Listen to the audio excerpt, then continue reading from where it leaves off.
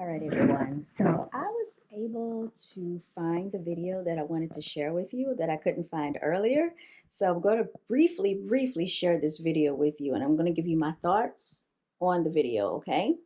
All right, let me turn it up so you can hear it. New neighborhood with a new build like we do. Actually, let me see if we can start it over. All right, let's see here. Okay, here we go.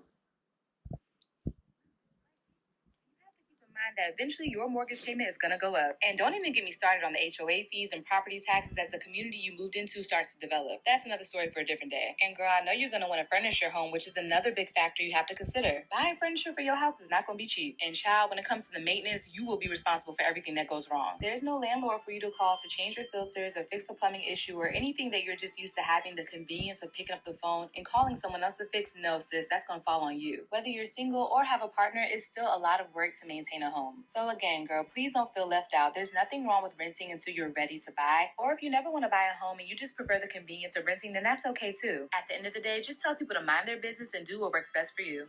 Hey girls, stop letting social media pressure you into becoming a homeowner. With the way this economy is going right now, you might just be better off renting while you get your finances in order. The last thing you want to do is buy a home just to turn around and end up in a worse position because you felt left out or behind. Instead, let all the home content you see serve as motivation for you to prepare yourself for the journey, because let me tell you, the expenses don't stop after your down payment and closing costs. If purchasing a house is something you really want, then just start taking the steps to understand what it will take to not only buy the home but maintain it. For example, if you want to live in a new neighborhood with a new build like we do, then you have to keep in mind that eventually your mortgage payment is going to go up. And don't even get me started on the HOA fees and property taxes as the community you moved into starts to develop. That's another story for a different day. And girl, I know you're going to want to furnish your home, which is another big factor you have to consider. Buying furniture for your house is not going to be cheap. And child, when it comes to the maintenance, you will be responsible for everything that goes wrong. There's no landlord for you to call to change your filters or fix the plumbing issue or anything that you're just used to having the convenience of picking up the phone and calling someone else to fix. No, sis, that's going to fall on you. Whether you're single or have a partner, it's still a lot of work to maintain a home. So again, girl, please don't feel left out. There's nothing wrong with renting until you're ready to buy. Or if you never want to buy a home and you just prefer the convenience of renting, then that's okay too. At the end of the day, just tell people to mind their business and do what works best for you.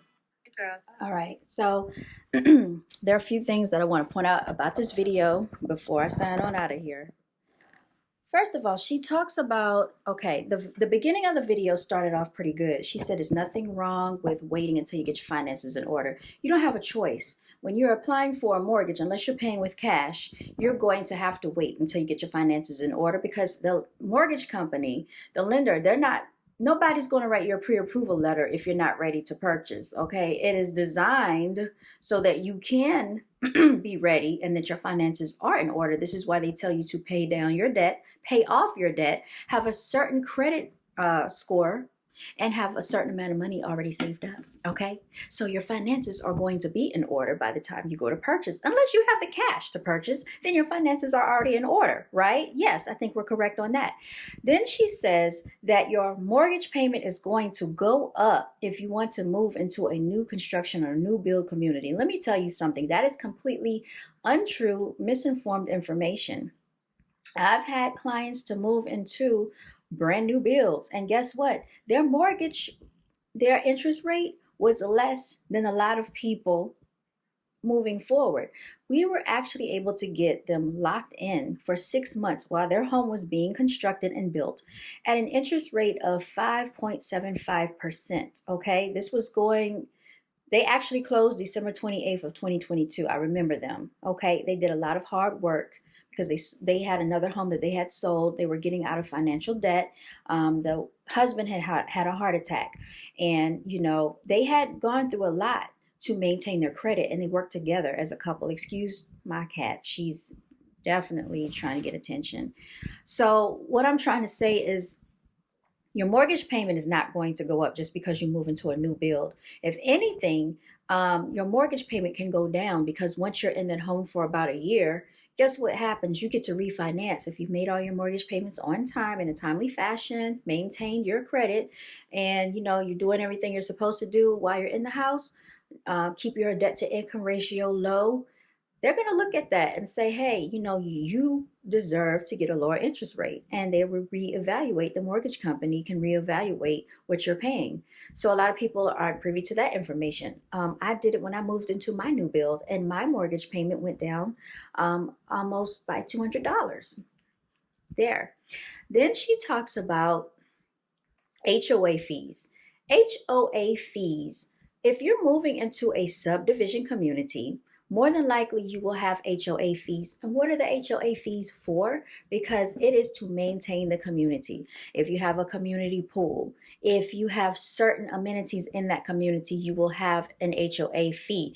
And sometimes your HOA fee is contingent upon the community in which you move. If you're in a high dollar gated community, guess what? Of course, your HOA fees are going to cost more because you're in a more prestigious neighborhood. There are people that want that and there are people that don't. You can still move into a new build without an HOA fee. Did you know that? Yes, it is possible. What is another thing that she's talked about? Oh, she said that, oh, because the expenses don't stop once you do your down payment and once you have your closing costs. Well, guess what? If you're a new homeowner, if you're a first-time homeowner, you may qualify for down payment assistance. Did you know that? Yes, they have down payment assistance programs for first time homeowners. Okay, so if you maintain your credit and you meet certain criteria in your particular state, you may qualify for the down payment assistance. What is another thing that she talked about? Oh, she talked about you'll be responsible for all the repairs. See, this is the nonsense that I hear a lot of people say about why they don't purchase. I had a friend that tell me that she was thinking about getting a townhouse, and she didn't purchase, and she didn't want to do it because, oh, she thought about the maintenance. Whatever. She was living at home with her mother. You can't listen to people like that. Guess what? This is why you have home warranties. Did you know that? Home warranties work similar to like if you purchase a car warranty, you get a used car, you get a used house, and even a brand new house, you can get a home warranty. So if things break down in the home, this is what your home warranty is for. Newsflash, this is what you can do when you purchase a home. So some of the things that you would normally have to come out of pocket for, you may have a home warranty to cover that. All right.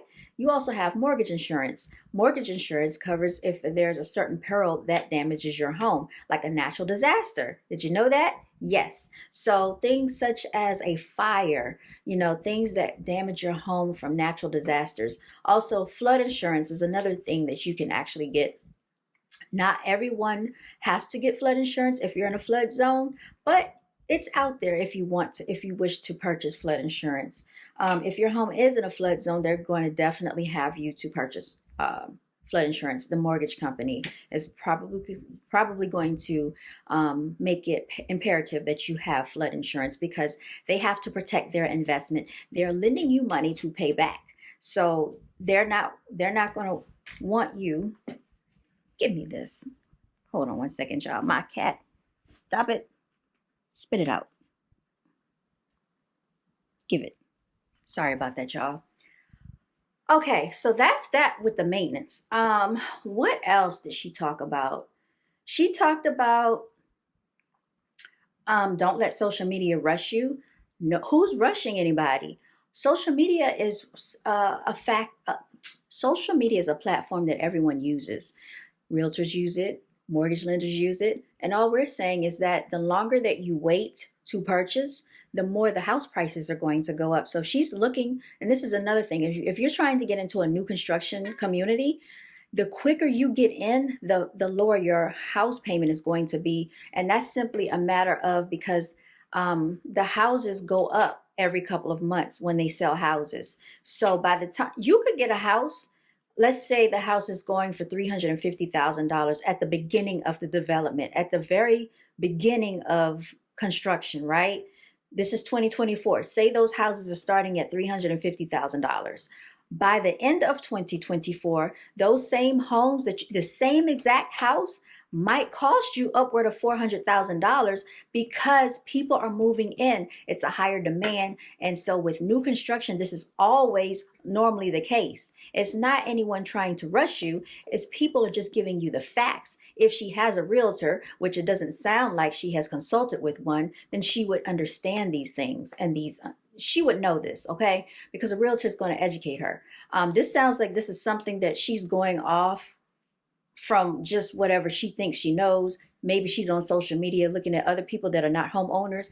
Maybe she's getting her information from people that are not in the mortgage industry, people that are not in the real estate profession, okay? Because a lot of people look at realtors and look at mortgage lenders as almost like the opposition. And we're really here to help you. We're really here to help educate you and tell you the realistic part of real estate.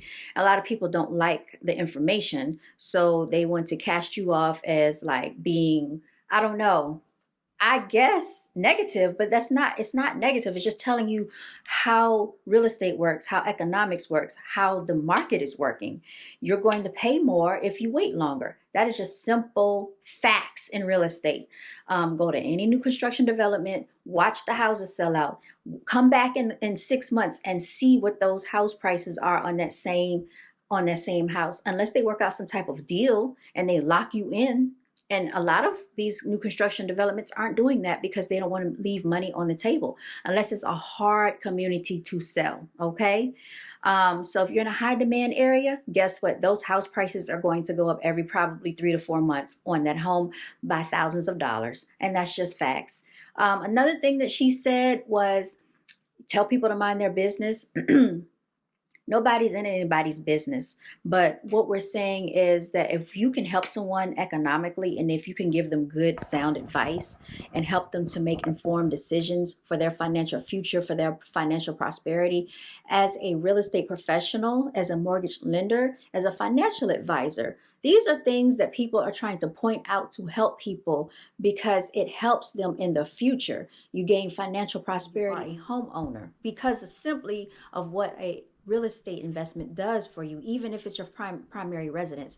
There are things that you can do with a home purchase that you cannot do if you're renting all of your life. And then she was like, the last part I totally disagree with is she said, if you just want to rent the rest of your life, if you never want to purchase, just you do what's best for you, what makes you comfortable. It's never going to be comfortable living in someone else's property. It's never going to be comfortable throwing $1,800, $2,000 away in rent every single month, struggling to pay rent when you could basically be investing into your own equity, your own financial future, something that you can own for your family and pass down through future generations if you choose to do so, that you can get mortgage insurance on. What is mortgage insurance? If something were to happen to you, guess what they can do? Pay off the remaining balance of your home.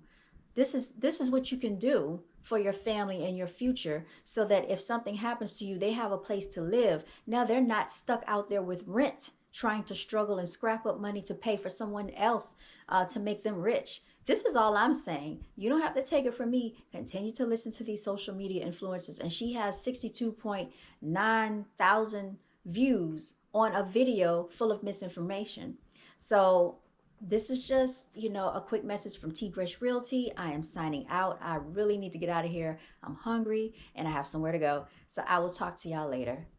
All right. Until next time, you all stay blessed.